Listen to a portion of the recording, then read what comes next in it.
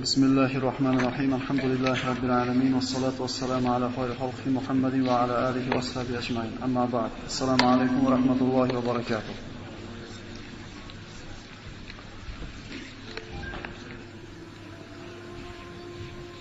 Rizq sabablari degan darsimizdan kecha sizlar bilan istig'for va tavba degan mavzuda ko'rib chiqqan bo'ldik. Bo'lingan xulosa shu bo'ldiki,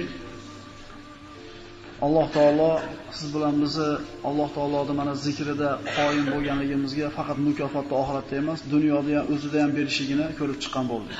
Shuning uchun mana Alloh taolo Nuh surasida Nuh alayhisalom tili bilan aytadi: "Astagfiru billah, faqultu astaghfiru robbakum innahu kana ghaffara, yursilis samaa alaykum midrara va yumdidkum bi amwalin va banin va yaj'al lakum jannatin va yaj'al lakum anhara." Qisqa takrorlaydigan bo'lsak, istig'for aytgan bandaga Alloh subhanahu va taolo Qur'onda 5 ta narsani va'da qildi. Va kecha sizlarga bir vazifa bergan degan bo'lgan edik.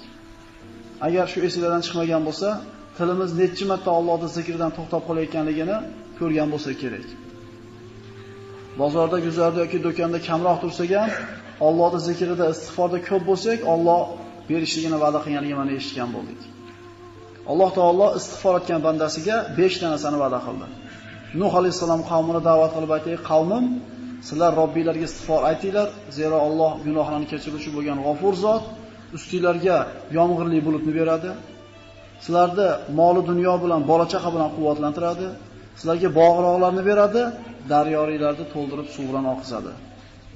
Hadislarda keldi, Rasululloh sollallohu alayhi vasallam rahmatulloh hadislarida kim o'ziga istig'forni lozim tutadigan bo'lsa, boshqa hadisda man aktaral istig'for deyildi. Istig'forni ko'paytiradigan bo'lsa, Alloh taolo uni har bitta g'amini hal qilib beradi. Mushkulini oson qiladi, torlikdan kenglikka chiqaradi va kutmagan joydan rizqini beradi. Xulosa qilib mana shu bitta oyatda, bitta hadisni xulosa qilib gapiradigan bo'lsak, modomiki rizqimizni keng bo'lishligini, rizq masalasida qalbimiz xotirjam bo'lib yashashini xohlaydigan bo'lsak, istig'fordan tilimiz to'xtamasligi kerak. Istig'for va tavba. Istig'for va tavbani aytdik. Istig'for bu o'tgan gunohlarimizdan Alloh taolodan kechirim so'rash bo'lsa, tavba bu kelajakda siz bilan bizdan sodir bo'ladigan gunohlarni oldini olib so'rashlik bo'ladi. Demak, istig'for, birodarlar, modomiki rizqimizga barakat kelishini xohlar ekanmiz, xotirjam hayot xohlar ekanmiz, iloji yo'q istig'for aytmasligimiz. Va aytdik, hajga, zakotga pul ketar, vaqt ketar roza tutgani, lekin birodarlar istig'for etgani oshiqcha vaqt ham kerak emas, pul ham kerak emas, hech qanaqa rasvot ham kerak emas. Faqat istig'forni yurakdan aytib ketsa bo'ldi. Mana bugungi sizlar bilan o'tadigan mavzuyimiz bu ana shu rizqqa taalluqli bo'lgan yana bitta mavzu, zaiflarga ihson degan mavzu. Bizda mana zaif degan so'zni ko'rib chiqamiz, keyin ihson degan so'zni ko'rib chiqamiz. Avval ihsonni ko'rib chiqsak to'g'ri bo'lsa kerak. Bizda ihson deganda albatta dasturxon solib, to'rt oqsoqol chaqirib qo'yish tushunamiz. Nima ozgina ihsonimiz bor deydi, bo'ldi. Ihsonni boshqacha formasini biz bilmaymiz. Rasululloh sollallohu alayhi vasallamdan Jibril alayhisalom kelib ana shu mashhur hadisda aytiladi: "Axbirni anil ihson." Ihsonni nimaligini bildiring ya Rasululloh deb keladi. Ya'ni diqqat qilaylik. Rasululloh sollallohu alayhi vasallam ihson degan so'zga qanday ta'rif bergan? An ta'budalloha ka'annaka tarahu fa in lam takun tarahu fa innahu yarak. Ihson degani bizi tushunchadagi dasturxonlar emas, u bitta ko'rinishi u. Ihson degani Rasululloh sollallohu alayhi vasallam Allohni ko'rib turganingdek ibodat qilishing dedi. Ya'ni biz Allohni ko'rganimizda qanaqa ibodat qilardik? Bir faraz qilib ko'raylik-da. Garchi Allohni ko'ra olmayotgan bo'lsangiz ham dedi, Alloh meni ko'rib turibdi degan shuur bilan ibodat qilsangiz, bu eng katta ihson dedi. Ya'ni har bitta ishda Allohdan qo'rqib turib qilishlik nima ekan? Ihson ekan. Bu cho'qqisi. Boyaga biz aytgan dasturxon o'sha bir 10 xil, 20 xil ko'rinishdan bittasi xolos. Lekin ihson deganda faqat nima deymiz? Ihson person qilib turing desa, aka biz ham qo'limizda bo'lsa qilardik deydi. Ihson degan faqat pulga bog'liq emas, birodarlar. Ihsonni faqat boylar qilish kerak emas. Musulmon odam o'zini hunarini zo'r qilib qilsa ihson. Musulmon odam mana Payg'ambar sollallohu alayhi vasallam bir hadislarda aytadi, agar so'ysanglar jonivor deydi. Pichoqingizda o'tkir qilinglar, rohatlantiringlar jonivorni deydi. Bu degani bizni tilda aytganda professionalizm degani birodarlar. Har bitta ish qilayotganda musulmon odam o'zining ishini professionali bo'lishi kerak, ustasi bo'lishi kerak, eplamachi bo'lishi kerak emas birodarlar. Ota-bobolarimiz o'sha dinini mahkam ushlab, professional bo'lganda Ibn Sinolar, Buxoriylar, Termiziylar chiqdi. Bitta ish ushagan, zo'r qilgan shu narsani. Endi men shu ishim ekan, shu eplab-seplab qilib qo'yay degan gap ketmaydi. Mashina ustami zo'r bo'lish kerak. Ihson haqida gapiradigan bo'lsak. Oyog'ini tozalayapti, patinkasini cho'tkalab, zo'r tozalasin. Chunki mana shu nima ekan? Ihson ekan. Namozda turibdi birodarlar, qiyomul laylda zo'r tursin. Orqaga ketib qolmasin. Tushunarlimi? Ihson degani musulmon odam qaysi ishni qilsa ham Alloh ko'rib turgandek, Alloh rozi bo'ladigandek qilib qilsa, ihson bo'lar ekan. Ihson har bitta musulmonda, har bitta qilayotgan ishiga shunday to'g'ri keladigan narsa. Mana ihsonni tushunarli bo'ldi. Ihson degani boshqacha ma'nosida bir yaxshilik qilishlik degani, muruvvat qilishlik degani. Endi zaiflarga ihson dedik bugungi darsimizning mavzusini. Zaif kim? Zaif bu mana lug'atda kelishicha quvvatda aksi. Quvvatda yo'q bo'lishligi. Mana qarichilikni mana Alloh taolo zaiflik deb Qur'onda bayon qiladi va asobahul kibaru va huwa lahu zurriyatun du'afa. Mana shu qarichilik, katta bo'lishlik, qarilik, zaiflik. Ya'ni inson qariganda injiq bo'lib qoladi, ancha-muncha narsaga bir ko'ngli umma qilmay qoladi. Yoshlar bu narsani nima qilishi kerak ekan? Ko'tarilishi kerak ekan. Va yoshlik bolalarda yosh go'dak bo'lishligi bu ham zaiflik deb ta'rif qilingan. Zaif deganda musofir odam zaif bo'ladi. Chunki o'zining yurtidan uzoqda, yori birodarlardan uzoqda bo'lgan paytda kishini zaif bo'lganligi shu bo'ladi. Alloh taolo mana Qur'onda Shuayb alayhisalomda aytadi: "Va inna lanaraka fina zaifa." Shuayb alayhisalom Madinaga kelganda bo'ladi. Sen zaifsan biz ichimizda deydi. Ya'ni seni orqaga turadigan qarindosh urug'laring yo'q deydi. Zaif yetim bolalar zaif deyilgan, ayol kishi zaif deyilgan. Rasululloh sollallohu alayhi vasallam hadisda aytadi: "Akhrij malal zaifayn al-mar'a wal yatim." Ana shu molingizdan ikkita zaifda haqqini chiqarib qo'ying, ayol kishini va yetimni deydi. Mana aytdik, zaif xullas boshqalarga quvvati yetmaydigan, boshqalar unga jabriston qilishi mumkin bo'lgan odam zaif deyilar ekan. Ayol kishi, yosh bola, kasal, qari, musofir, qarzdor va hokazo.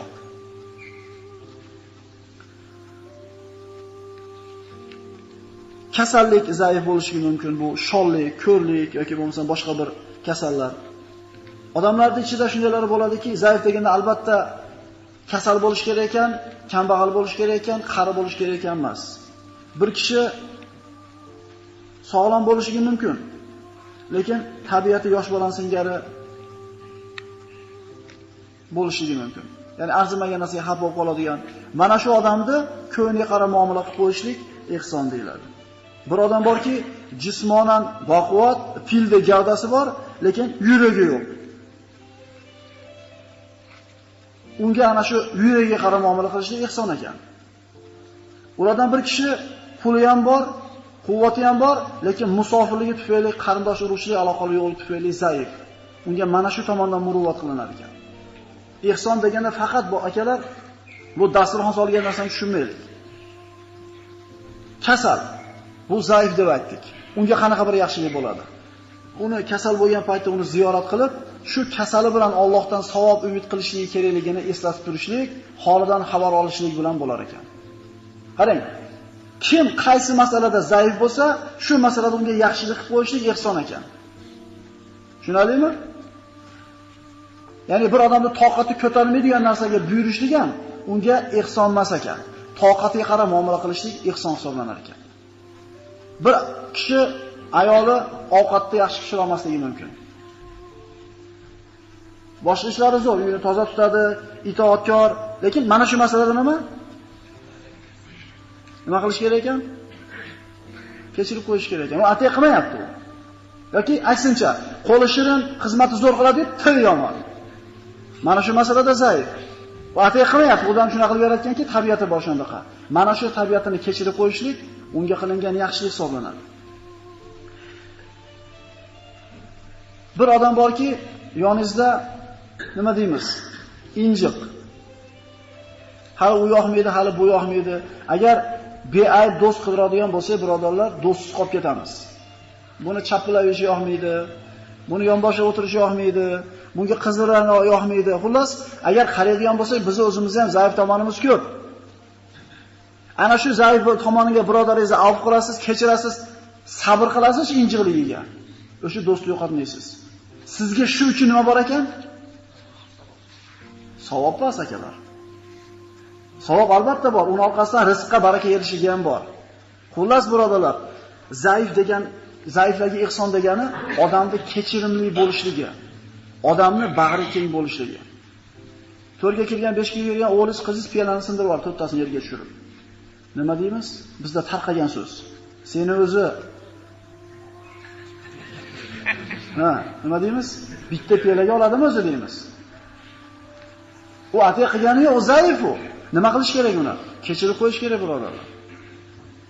Bu bizni zamonimizda mana bu kallalar tugab, stress bo'lib, nervli bo'lgan zamonimizda nihoyatda bir kerak bo'lgan dori bu. O'shpati o'zingizga tiysiz, rizqingizga baraka kelarki, ana tiyinganda o'zingizga. Savob umid qilib tiymayotgan bo'lsangiz, endi rizqingizni umid qilib turibsiz tiyinganda o'zingizga. 4-5 bo'lib yuguramiz.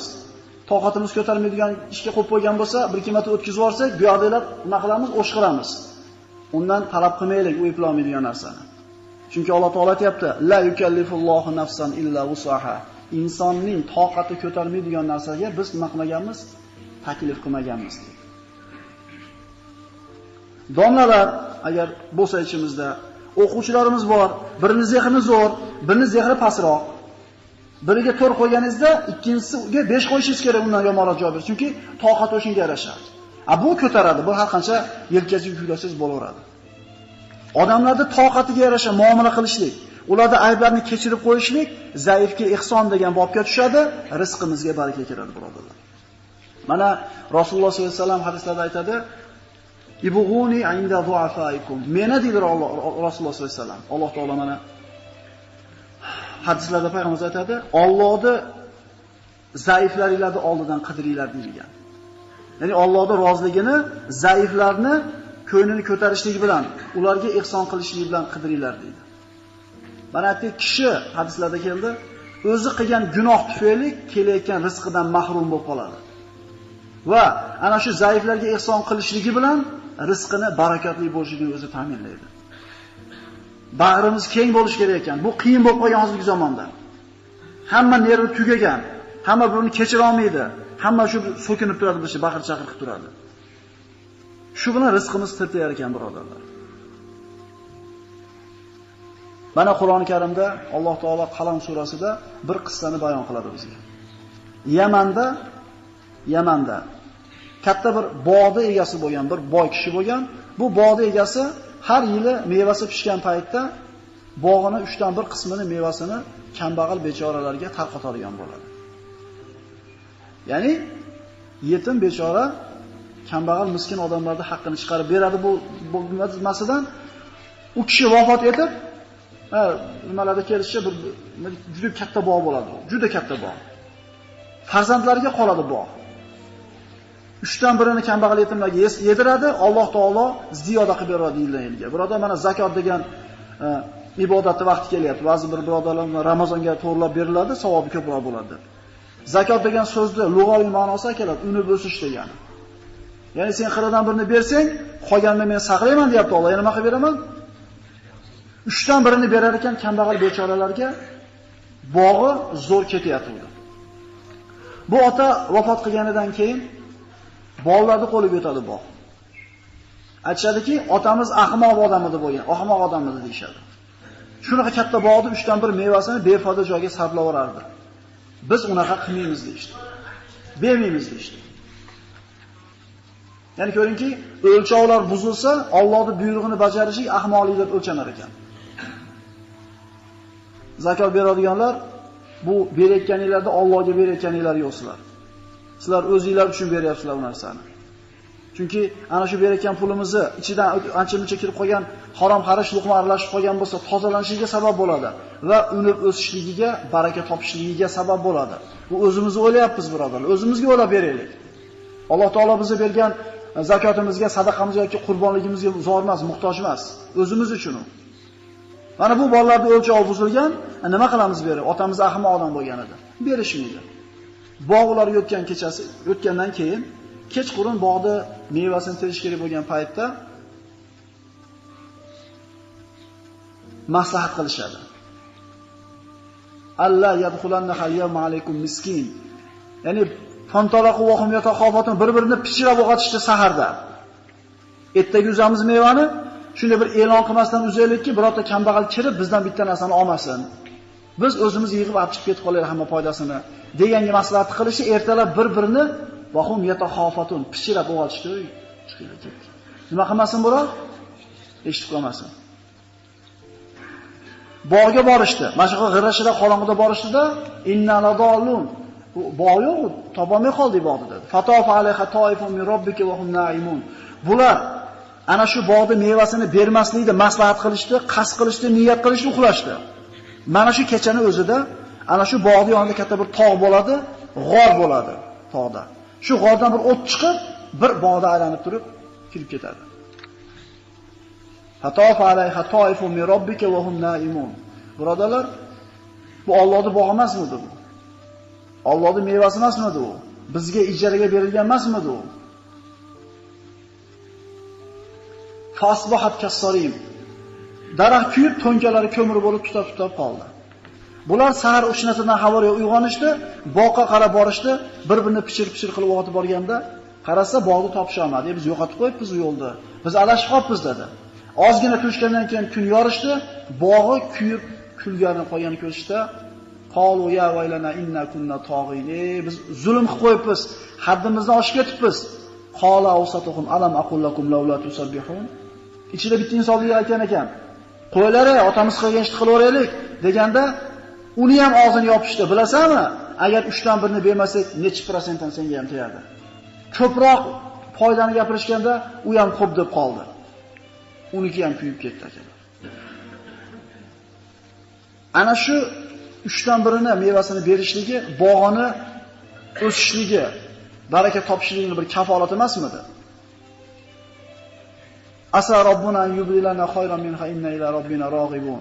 Kazalikal azab deyapti Alloh taolo. Azob mana shunday bo'ladi deyapti. Wala azabul oxirati akbar law kanu ya'lamun. Endi dunyodagi azob shunaqa, molini tortib qo'ydi deyapti. Endi oxiratdagi azob bundan ko'ra og'irroq bo'ladi agar bilishadigan bo'lsa.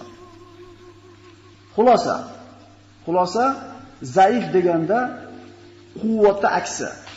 Yosh bola, ayol kishi, qariya, kambag'al, nochor odam. Qo'yingki sizni oldingizda quvvatsiz qaysidir bir tomondan. Shunga shu quvvatsizligini sabr qilib ko'tarib qo'yishligingiz unga qilgan ihsoningiz bo'ladi. Va unga qilgan ihsoningiz sizning rizqingizga baraka kelishiga sabab bo'ladi. Mana Rasululloh sollallohu alayhi vasallamdan hadisda keladi: "Ibghuni fi du'afaikum fa innama turzaquna va tunsaruna illa bi du'afaikum." Ya'ni Allohning roziligini kambag'allarning oldida istanglar, kambag'allarni rozi qilinglar, ularning ko'nglini ko'taringlar. Albatta sizlarga rizq ham, g'alaba ham zaiflaringlar tufayli beriladi. Shular duo qilar ekan, sizlarga mana shu kutgan narsalar keladi deydi.